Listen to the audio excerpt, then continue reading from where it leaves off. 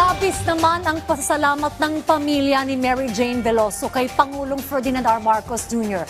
dahil sa wakas ay may uuwing buhay sa Pilipinas ang Pinay. Yan ang ulat ni Keith Pilotin ng Radyo Pilipinas.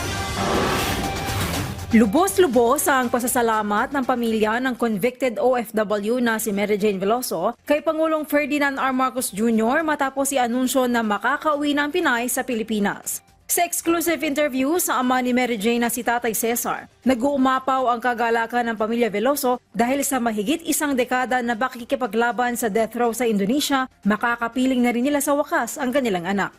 Nagpapasalamat po ako talagang maraming salamat po sa ating mahal na Pangulo at natugunan na rin po ang aming kahilingan na pauwiin na po si Mary Jane dito sa Pilipinas. At lalong-lalo na po ang mga taong sumusubaybay sa amin, tumutulong. Malaking nagpapasalamat po ako sa kanila na hanggang hindi nakauwi si Mary Jane, hanggang ngayon tumutulong pa rin sila. Ibinahagi naman ng ina ni Mary Jane na bukod sa kanila, pinakamasaya sa magandang balita ang mga anak nito dahil sa wakas, mayroon ng isang ina na mag-aalaga sa kanila na matagal lang nangungulila sa kalinga at pagmamahal ng isang ina. Ang Pangulo natin sa mga taong tumutulong sa kanya, nagkaroon na po ng linaw, masaya na po kami dahil makakauwi rin pala yung anak ko. Umaasa ang pamilya ni Mary Jane na makakauwi na ang Pinay ngayong Pasko. Mula sa Radyo Pilipinas News, Kate Pilotin para sa Balitang Pambansa.